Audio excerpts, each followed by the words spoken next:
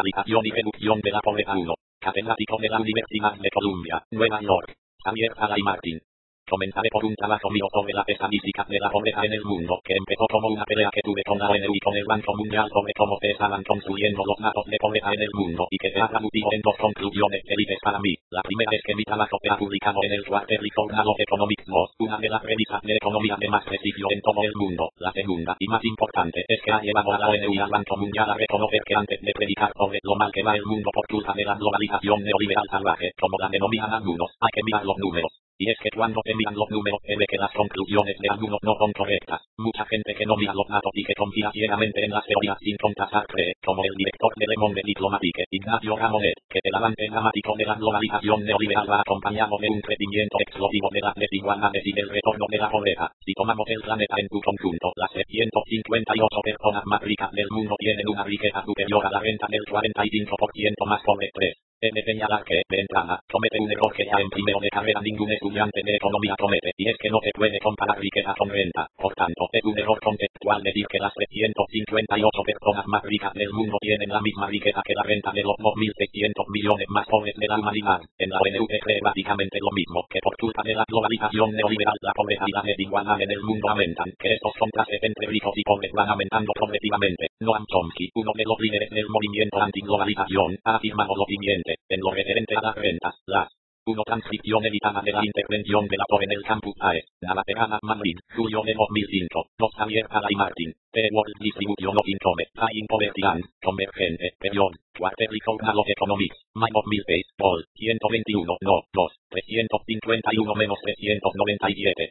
Ignacio Ramonet, Le Monde Diplomatique, mayo de 1998. Desigualdades han crecido espectacularmente durante el periodo de la globalización, han crecido dentro de los países y entre países, y es de esperar que siga ocurriendo en el futuro. 4. La idea que defienden es que la pobreza va subiendo y que la culpa es de la globalización neoliberal, como ellos la llaman. Antes de empezar voy a explicar la metodología que emplean para acusar a la globalización neoliberal de estos supuestos efectos. Utilizan la simultaneidad en el tiempo. Por cierto, no sé por qué razón dicen que la globalización empieza en el año 1980. Supongo que será porque es el año de llegada al poder de Thatcher y Reagan y que a partir de ese momento vienen todos los males. Pero cualquier economista sabe que la simultaneidad no tiene por qué implicar causalidad. El objetivo de mi ponencia es construir una distribución mundial de la renta. Quiero saber cuánto gana cada ciudadano del planeta, y una vez que se tenga esa distribución de la renta del mundo, veremos cuánto se quedan los ricos y cuánto los pobres. Cuánta gente está por debajo de los umbrales de pobreza. Veremos las diferencias entre ricos y pobres. Porque, si no conocemos esos datos, llegaremos a conclusiones equivocadas. A modo de nota preliminar, y para que no haya confusión, todos los datos de renta que voy a proporcionar están ajustados por lo que los economistas llamamos paridad de poder de compra y por la inflación. Todos sabemos que consumir en Nueva York es más caro que consumir en Addis Abeba, y para comparar la renta de un señor de Nueva York y un señor de Addis Abeba es necesario ajustar las magnitudes. Tener en cuenta que los precios son más bajos en un país que en otro. Al mismo tiempo, ajusto los datos por la evolución de los precios en el tiempo. Con todo esto quiero decir que los datos que voy a proporcionar son estrictamente comparables entre países y en el tiempo. Empecemos con lo que los estadísticos llaman histograma. En el siguiente gráfico la tenemos distribución de la renta china. Vemos en el gráfico que cantidad de gente gana $1 al día, lo que el Banco Mundial define como pobreza. El resultado. B. 4. Noam Chomsky, septiembre 11. Th. and its aftermath, Where is the World Leading? Conferencia pronunciada en Chennai, Madras, India, noviembre de 2001. Es que en China en 1970 había 70 millones de personas que vivían con $375 al año. Lo que me propongo construir es un gráfico como este para cada país y cada año. Si nos fijamos en la distribución de la renta de China en 1980, recordemos que hasta esos años era un país bajo el mando de Mao. Comprobamos que, respecto a 1970, y tal y como predica el comunismo, no bajó la renta de los pobres, pero los ricos mejoraron un poco. En 1978 se introduce la economía de mercado, se abre la economía a las influencias del exterior, la globalización, y vemos que, efectivamente, los ricos ganan mucho más, pero al mismo tiempo se produce una reducción espectacular de la pobreza. La pobreza en China se redujo entre 1980 y 1990, los primeros 10 años de economía de mercado. En los siguientes 10 años la pobreza no ha desaparecido, pero se ha reducido sustancialmente, aunque hay aún muchos pobres, un 3-4% de la población. Es verdad que las diferencias entre ricos y pobres en China han aumentado, pero no ha impedido que los pobres hayan aumentado su renta muchísimo, y en números totales, la pobreza se ha erradicado en China a ritmos como nunca había visto antes la humanidad. bajo. Lo que en el caso de Estados Unidos vemos que no hay pobreza. La definición del Banco Mundial $1 al día, y por eso la ONU inventa otra definición de pobreza para ese país, que es la mitad de la renta mediana, y que en Estados Unidos es de $16.000. En el gráfico podemos ver que la economía americana va creciendo, y que la distancia entre ricos y pobres aumenta. La mejora de los ricos no quiere decir que los pobres estén cada día peor, porque los pobres mejoran con el tiempo, sino que la renta de los ricos aumenta más rápidamente que la de los pobres. Mi país favorito es Nigeria, otro extremo. Conforme pasan los años va peor. La mayor parte de los ciudadanos de Nigeria se hace cada vez más pobre. Nigeria es el país más. Aquí tenemos la suma de todos los países del mundo. Esta es la distribución mundial de la renta que quería construir. Con el tiempo, vemos que según produce crecimiento el económico mundo, es decir, una mejora de las rentas. En Grande de África en términos de población con 120 millones de habitantes, el promedio de la renta es cada vez peor. Han pasado 40 años de crecimiento negativo en este país, que tiene grandes recursos naturales. Pero los recursos naturales son paradójicamente negativos, porque crean corrupción, ya que son fáciles de robar, mientras que los recursos humanos no se pueden robar, porque la gente se revela. Los economistas lo calificamos como la maldición de los recursos naturales, ya que el dinero fácil procedente de la venta de los recursos naturales acaba perjudicando al país. En Nigeria, el 20% de los ricos cada día está mejor, y no tienen ningún incentivo para hacer reformas. Ese es uno de los dramas de África, por más que se lo digamos desde fuera. En los gráficos anteriores hemos podido observar los dos fenómenos más importantes de la segunda mitad del siglo XX. En 1960 Asia era más pobre que África. De hecho, la pobreza era un problema intrínsecamente asiático. En la segunda mitad del siglo XX Asia mejora y África empeora, de forma que prácticamente toda la pobreza está hoy en día en África. Por dos razones. La mitad de los habitantes asiáticos están mejorando y los ciudadanos africanos van en retroceso. Con carácter general, el crecimiento económico mundial se está trasladando a la distribución mundial de la renta.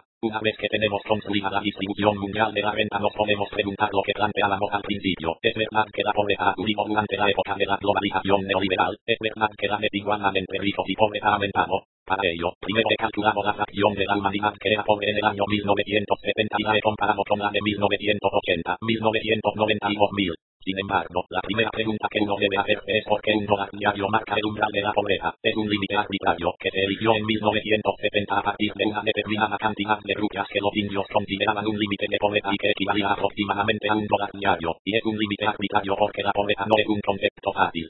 40%, 35%, 30%, 25%, 20%, 15%, 10%. De definir, algunas personas piensan que los umbrales de la pobreza se han calculado científicamente, según la cantidad de dinero con la que se puede comprar las calorías diarias que te permiten vivir, pero eso no es cierto. Además, si la pobreza estuviera definida como el mínimo que te permite vivir, el número de pobres siempre sería cero, porque los que tienen menos estarían muertos. Povertirates.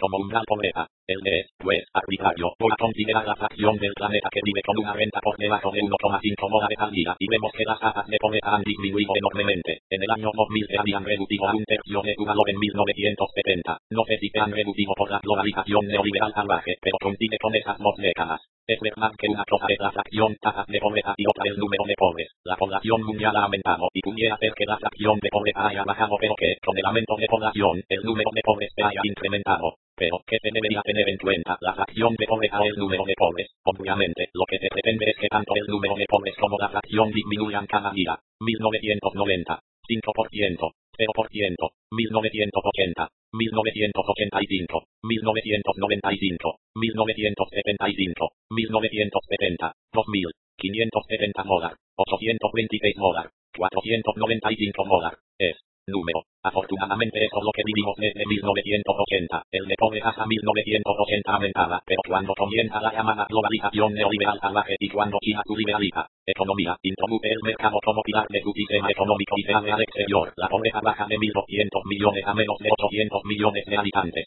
En términos de pobreza, por tanto, las cifras que leía al principio se demuestran falsas. No es verdad ni que la tasa de pobreza ni que el número de pobres hayan subido en el mundo. Pasemos a la cuestión de las desigualdades. Primero me gustaría expresar mi duda sobre el hecho de que las desigualdades sean importantes. Claramente, la pobreza es un mal. Yo quiero que haya un mundo sin pobres. Sin embargo, no sé qué pensar sobre las desigualdades. Depende de dónde vengan, de las causas, del nivel de desigualdad. Dos personas con el mismo dinero pueden consumir de manera diferente, según sus apetencias, pero ser iguales élites. Pero los expertos dicen que la felicidad es importante pero no se puede calcular, mientras que sí podemos calcular la renta. Si quisiéramos un mundo igualitario con las dos personas élites ya estaría bien, pero como solo observamos la renta vemos unas grandes desigualdades, así que si ponemos un impuesto elevado al que trabaja y se lo damos al que no trabaja, vamos a crear desigualdades de bienestar, que no igualdades de renta, es decir, que hay desigualdades de renta que pueden surgir, pero que no son malas.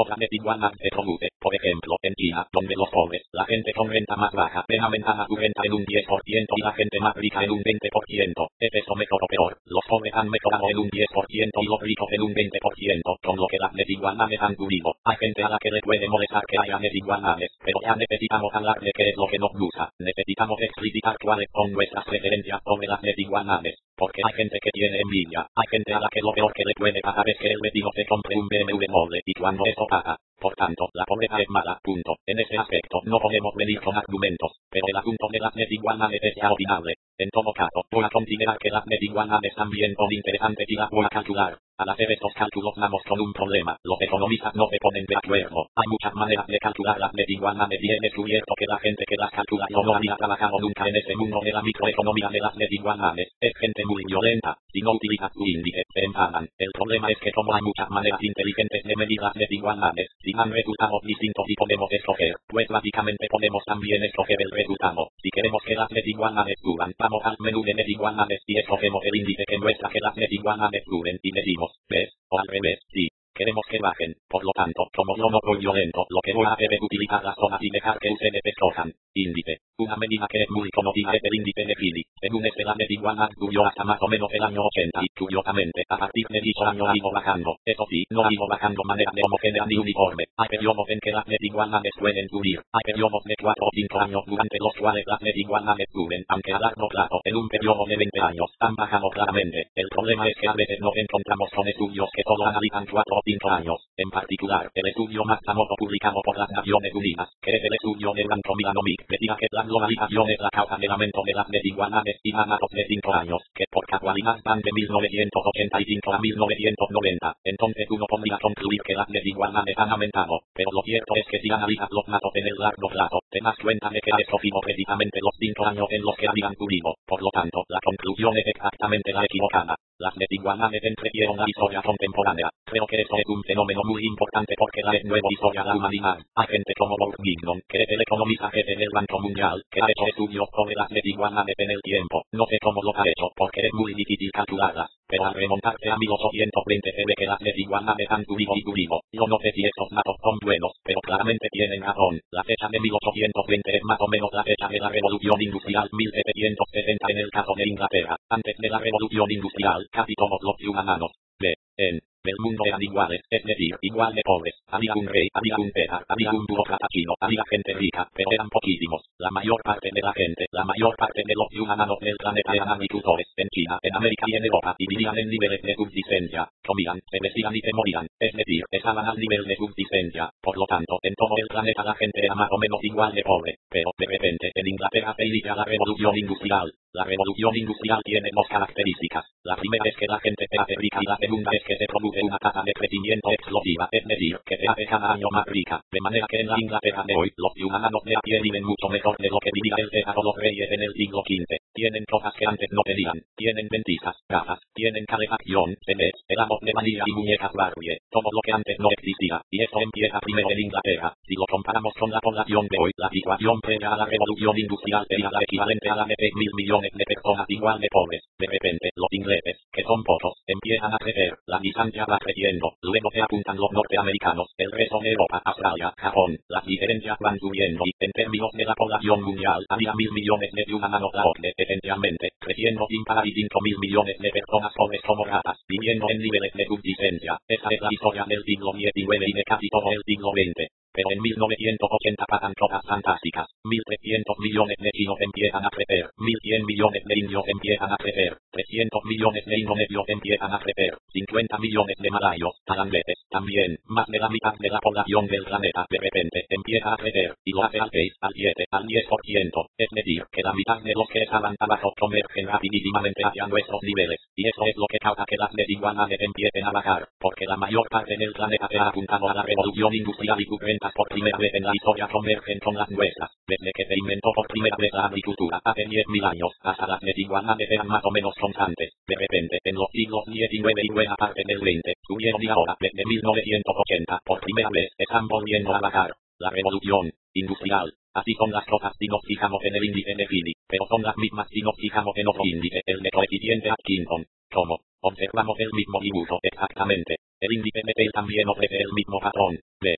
Y lo mismo sucede si comparamos a los 30 individuos más ricos, el 20% más ricos, con la de los más pobres, el 20% más pobre. Ese es el índice en el que pensando estaba Ignacio Ramonet. Pues bien, vemos que también baja. Y también si cogemos la de los muy ricos y la de los muy pobres, es decir, la del 10% más rico y la del 10% más pobre, nos damos cuenta de que las desigualdades en todo el mundo están bajando. Insisto, no sé si es bueno o es malo, porque no sé cómo evaluar esas desigualdades, pero nadie puede afirmar que las desigualdades han aumentado en los últimos 20 años 5. Por lo tanto, en los últimos 20 años, las tasas de pobreza en el mundo han bajado, el número de pobres ha bajado y las desigualdades han bajado. Esto se lo expliqué a Bernard Kasten en un debate que tuvimos y obviamente, su reacción fue decir, es que el dinero no lo es todo. Y tenía razón. Woody Allen dijo que lo más importante del mundo no es el dinero sino las tarjetas de crédito. Pero Kasten no se refería a las tarjetas de crédito, él se refería a otras medidas de bienestar. Entonces le pedí 5 o 6 medidas de bienestar que quería que viniese para medirlas para él y escribir 5 sobre ese asunto de las desigualdades. Escribí un artículo en La Vanguardia, porque justo antes de las elecciones catalanas, unos profesores de la Universidad Autónoma de Barcelona escribieron un artículo afirmando que la pobreza en Cataluña había subido en los últimos 4 años y que, por lo tanto, había que votar a partidos de izquierda. ¿Cómo consiguieron que los datos tuvieran? Pues diciendo que la definición de pobreza para el año 1990 era el 50% de la renta mediana, y en el año 2000 no era la mitad de la renta mediana, sino que ya era el 70% de la renta mediana. Yo escribí una carta preguntando por qué habían cambiado de medida y me contestaron que era la OCDE la que había cambiado de definición, y se quedaron tan panchos. Pero, a pesar de todo esto, fue un argumento durante las elecciones. La pobreza ha subido, hay que redistribuir, hay que votar a partidos de izquierda. En definitiva, tengamos cuidado con las definiciones. No se puede cambiar una definición a mitad del partido, porque si utilizamos la misma definición de antes, la pobreza ha bajado, porque en los 10 últimos años Cataluña ha crecido, y si crece todo el mundo, la pobreza disminuye. Así que hay que utilizar los conceptos correctos de manera correcta.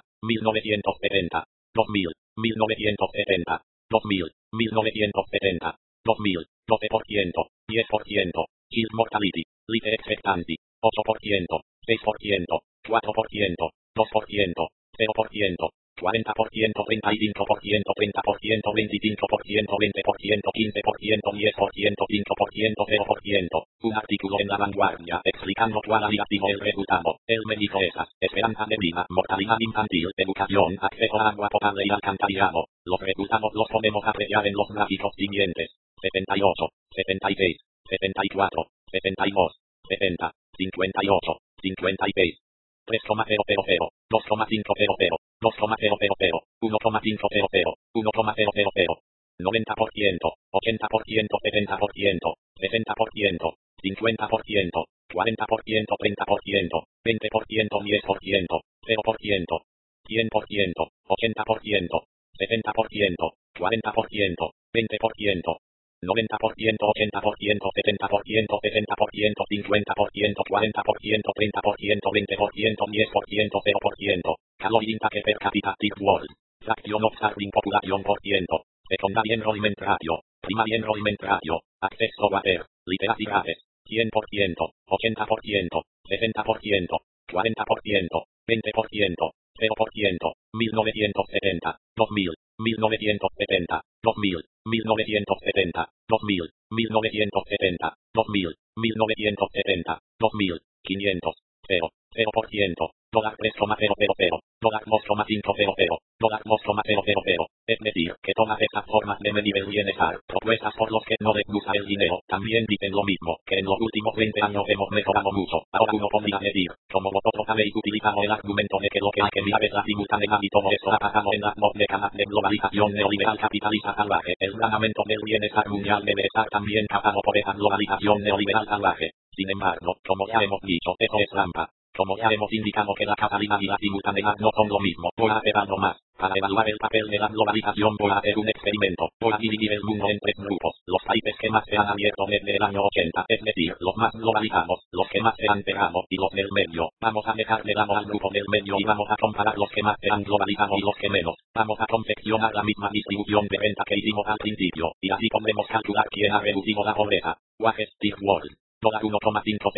$1,000. $500. $0. 1970. 2000. 0.6. 0.5. 0.4. 0.3. 0.2. 0.1. 0. 4. 0.5.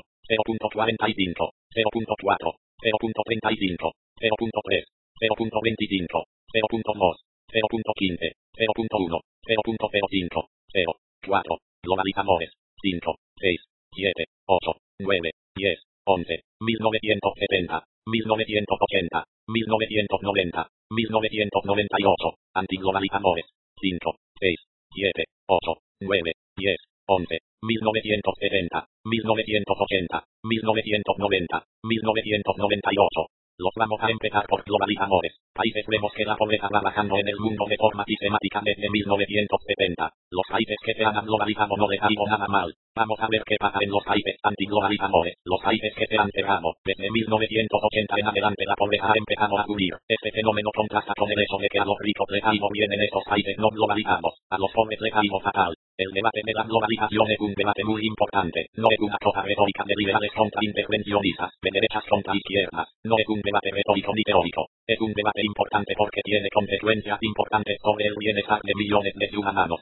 Porque si calculamos la cantidad de gente que vive por debajo del umbral de la pobreza en los dos grupos de países, podemos ver que en las dos décadas de los 80 y los 90, mientras los países globalizadores han reducido la pobreza en 500 millones de ciudadanos, en los países que no se han globalizado la pobreza ha aumentado en 80 millones. Por lo tanto, experimentar con estas cosas puede tener consecuencias catastróficas. No es un debate de intelectuales, no es un debate para saber quién tiene razón o quién tira más piedras, es un debate que importa. Por lo tanto, mucho cuidado con esta cuestión. Lo que queda claro, por tanto, es que a pesar de que el mundo va mejorando, todo el mundo no mejora igual. Al calcular las tasas de pobreza vemos que la fracción de pobres ha disminuido enormemente en Asia, en Extremo Oriente, en Asia Central, incluso en América Latina y en el mundo árabe. Pero existe una región del planeta que cada día va peor y en la que la fracción de pobres va subiendo, y esa región es África. África. Gracias. En el número de pobres también va subiendo. Fijémonos en que en 1970 la mayor cantidad de pobres del planeta estaba esencialmente en China e India. Hoy día, al progreso de Asia y al terrible comportamiento de África, la mayor parte de pobres del planeta está en África. Lo que era antes un fenómeno asiático es un fenómeno esencialmente africano.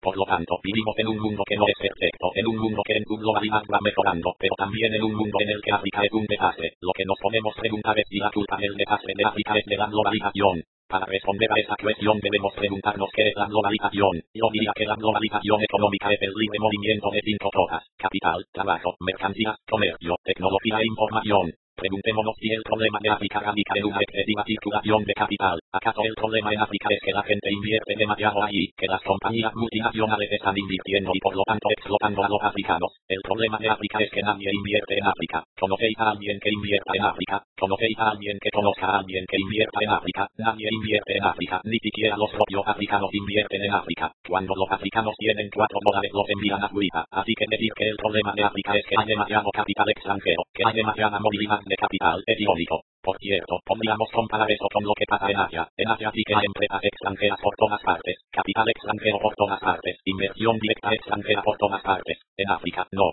Segundo elemento, el trabajo. ¿Acaso el problema de África es que el trabajo está demasiado globalizado? Los africanos pueden moverse por Europa con suma facilidad, o cuando vienen en las pateas los devolvemos a su casa otra vez. Solo hay que comparar esto con los chinos. Los chinos están por todas partes. Por ejemplo, a nivel universitario, puedo citar el movimiento de personas en mis clases en Nueva York. Hay una tercera parte de los estudiantes que son chinos, indios, indonesios, pero llevo 20 años dando clases en Estados Unidos y no he tenido ni un solo estudiante africano. Decir que los africanos sufren por el exceso de movilidad de las personas es, como mínimo, una ironía. Tercero, el comercio internacional. ¿Acaso el problema de África es que comercian demasiado? Los africanos no pueden producir aviones de mosquitos, ni siquiera pueden producir coches, ni televisores, ni radios, ni siquiera relojes, ni textil de calidad. La única cosa que pueden producir son productos agrícolas. Y la política agraria europea, norteamericana y japonesa que nos cuesta 350.000 millones de dólares anuales, 1.000 millones de dólares al día subvencionando las vacas, tiene un efecto terrible. Comprar leche europea en África, leche holandesa en África, es más barato que comprar leche africana, lo que implica que millones de litros de leche van a parar al mar porque los africanos, y cuando digo africanos no digo empresas africanas, sino niños, de los que 14 millones son huérfanos por culpa del SIDA, en algunos casos niños que tienen 2 o 3 vacas, no pueden vender su leche, niños que no la pueden vender porque nosotros los europeos, además de hacer aviones y además de querer tener automóviles y de no querer que se deslocalicen todas esas empresas, también queremos producir todos los productos agrícolas.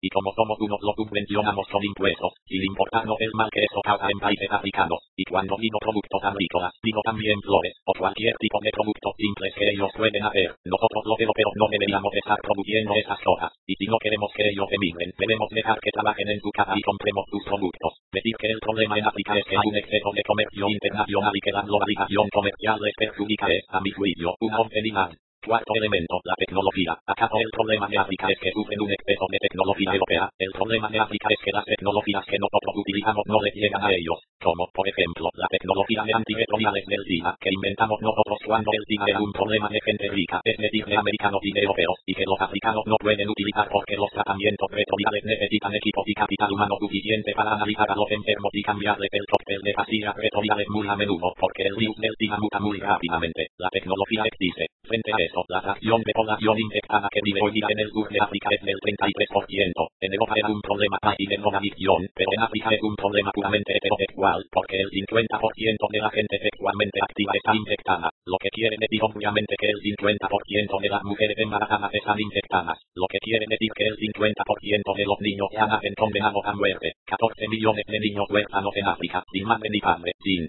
la hora de hacerlo, pues. Incompetentes a nadie que les cuide, niños que necesitan trabajar para sobrevivir. Existe la tecnología para evitar que el SIDA pase de madre a hijo a través de la placenta, pero esta tecnología no se está utilizando en África. Decir entonces que África sufre un exceso de tecnología invasora del mundo occidental es una obscenidad. Comparemos todo eso con lo que pasa en China, con lo que pasa en Asia, y podremos apreciar dónde está la globalización. Y finalmente, la información sí que llega. Una cosa que sorprende cuando uno va a África es que en cada casita o hay una antena de televisión y todo el mundo sabe si llega un domingo, si esto ha marcado un todo o no. Pero creo que la gran mayoría de la gente estará de acuerdo conmigo en que, de los 5 factores que caracterizan la globalización, este es el menos importante. Por tanto, creo sinceramente que si la globalización explica algo, desde luego no es el desastre de África. Concluyo destacando lo más importante de lo que he explicado. En 20 años Asia ha hecho un milagro, salir de la pobreza. Por tanto, se puede conseguir. Mucha gente decía que era imposible, que con la cultura asiática era imposible, que su religión les llevaba a la sumisión, que eran gente que, a diferencia de los cristianos, y sobre todo de los protestantes, que perseguimos el bien material, los chinos estaban ahí flotando con su religión mística y que nunca jamás serían gente emprendedora, y que no podían salir del pozo. Esto nos lo decían en el año 70. Hoy en día, los chinos están creciendo, y hoy estamos escuchando los mismos mensajes respecto de África, que los africanos no tienen iniciativa, que son tontos, que los emprendedores en África son siempre extranjeros, que la gente rica y los que tienen negocios en el África negra son indios o chinos o libaneses, todo para demostrar que la raza africana es una raza inferior, las mismas tonterías que se decían antes de China. Lo importante es que China lo ha conseguido y lo ha conseguido igual que lo hemos conseguido nosotros.